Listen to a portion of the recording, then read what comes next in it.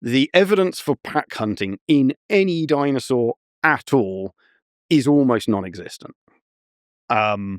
It basically doesn't exist.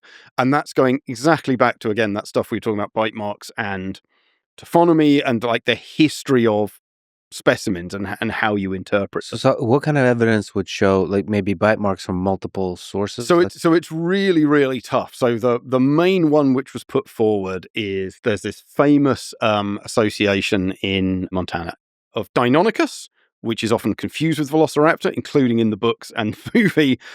Basically a bigger version of this that's rather older from the early Cretaceous, and a thing called Tenontosaurus, which is kind of iguanodontin, so iguanodon with the spiky thumbs, basically otherwise a fairly run-of-the-mill herbivore.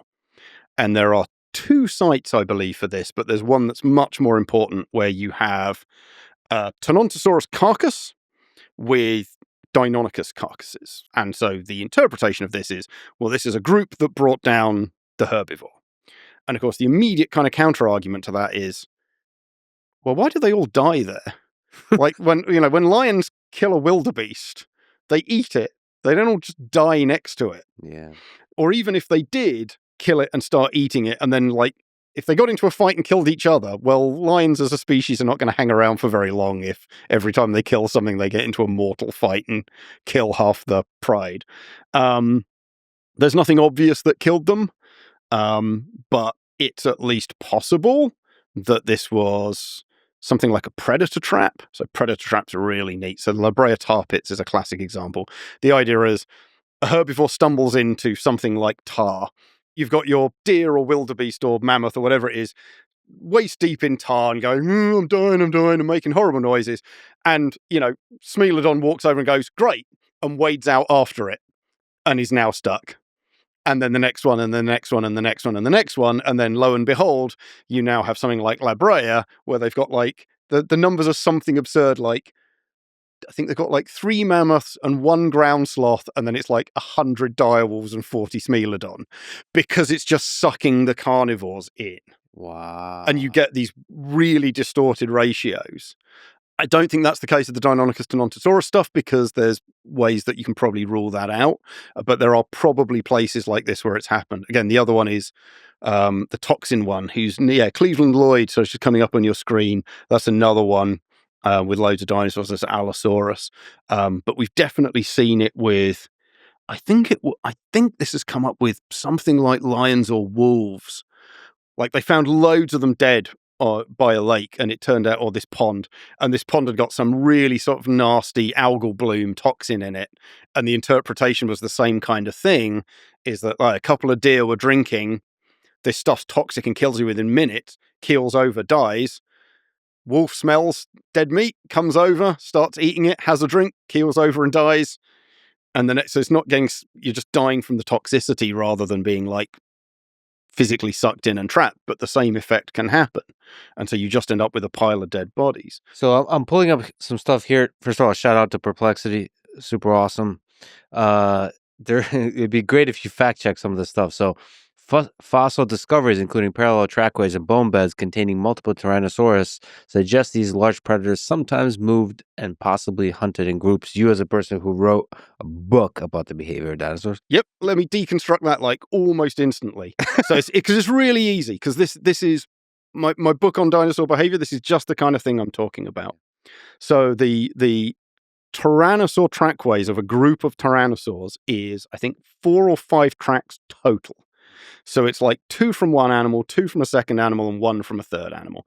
That's not the end of the world. That's somehow how trackways formed. Like, the rock's broken up, they stood on mud, and then they didn't, whatever. Just to clarify, trackways means footprints of multiple, maybe steps? Yeah, one of them has got a left and right, and the other 2 don't. It's very fragmentary, but I haven't. That's not a problem with the interpretation.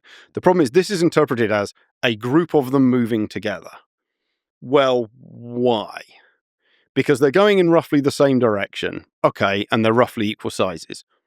Okay, but like I've seen solitary animals moving in groups. a guy I know quite well in South Africa. I go to South Africa regularly for my teaching, actually. And he's one of the big guys at South African national parks, and he gives me the skinny on all kinds of weird stuff. And he's telling me a few years ago that one of his park rangers had observed leopards hunting together in a group. Now, leopards are basically not just solitary, they're like antisocial. Like they beat the hell out of each other if they come near each other.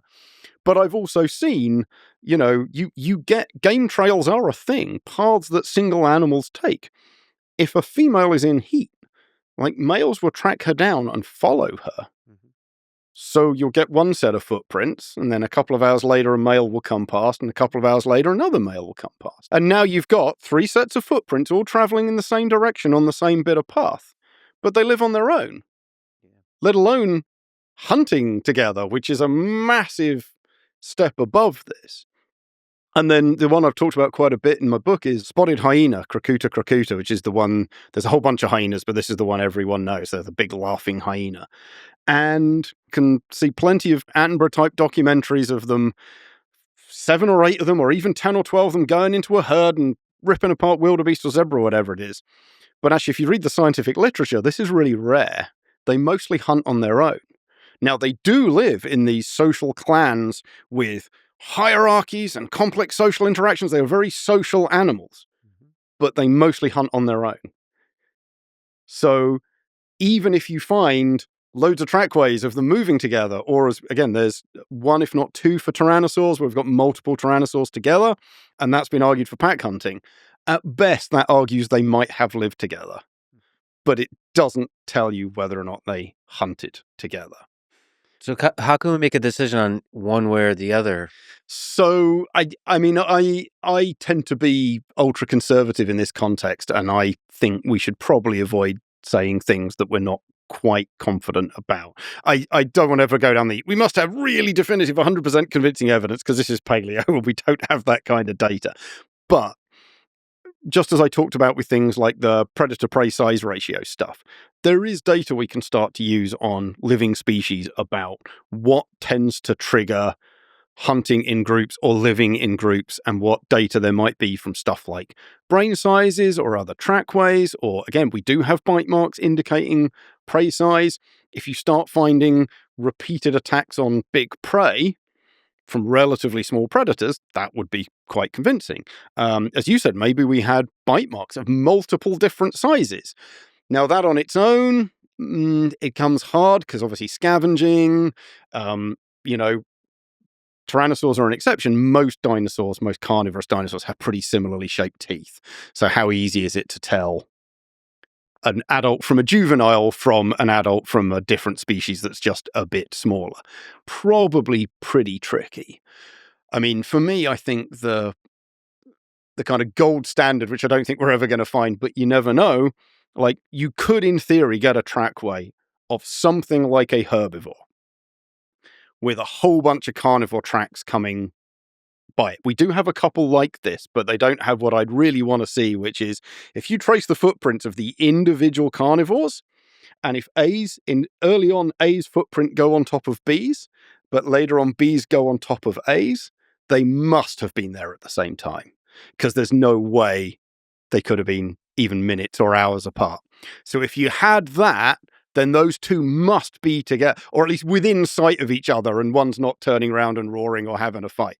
If you can do that with 7 or 8, all converging on one herbivore, and then everything goes manic, well, that's really pretty convincing. It is so fascinating and awesome, the Sherlock Holmes aspect of paleontology, like figuring out, because you have very little signal, Yeah, and you have to figure out the puzzle of it from that. And like it's such a brilliant. You're giving so many brilliant examples of like, yeah, if A steps on top of B and then B steps on top of A, that's a strong signal that they were walking together. I am a bit of a Sherlock Holmes fan, and he references Cuvier.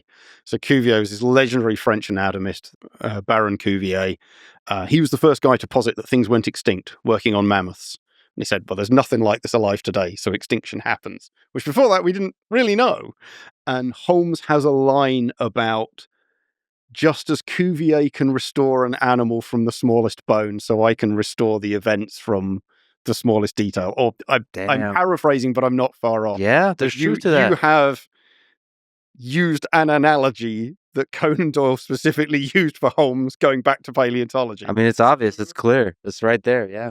That's how on the nose you are with that one. So, okay. So basically you clarified and showed all the things that Jurassic got Yeah, right. we got off topic before we even got onto Jurassic Park. On just Velociraptor, you said the size, the pack hunting, all of that. The pack hunting, just to round off on that, it's like, I don't know.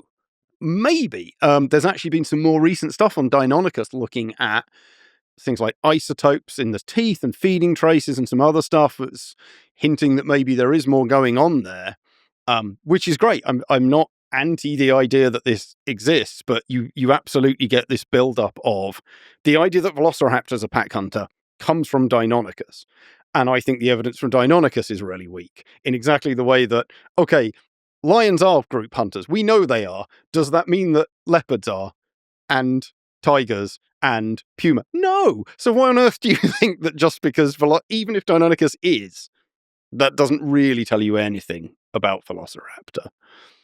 Group hunting has all kinds of more complicated dynamics going on it than just close relatives tend to do it. You can flip that around, African hunting dog, wolves, things like bush dogs. There's various canids that all hunt in groups.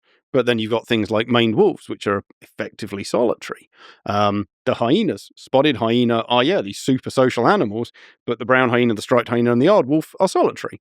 So you just can't do group versus solitary off close relatives or anything like that. I am very sure a ton of dinosaurs were aggregates, lived in groups to some degree, and I'm very sure some of them were social, with complex lives and hierarchies and even pack hunting. Which ones? I have very little idea, because I think the data is so sparse that we can't really say it with any confidence for anything, in my opinion.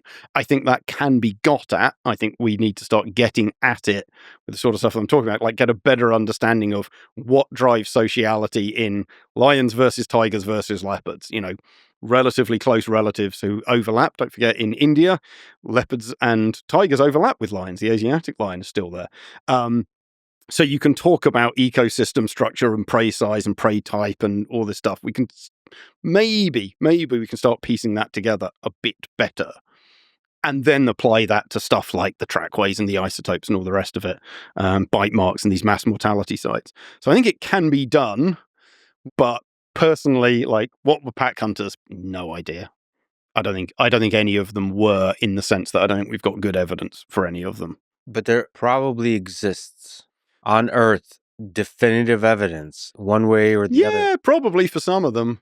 I mean, I think it's well within their scope. One of the papers writing about this, ironically arguing against pack hunting in Deinonychus, said that, well, it's probably not the case because you don't really see pack hunting in birds. And so if you don't see it in birds, then dinosaurs being their ancestor, well, if birds can't evolve it, then maybe dinosaurs couldn't have evolved it, which I'm not sure is a great logical argument because of the complexities of social behavior anyway.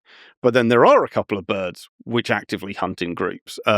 Things like the giant ground hornbills, Ethiopia and South Africa are a really great example of that. So that point is incorrect.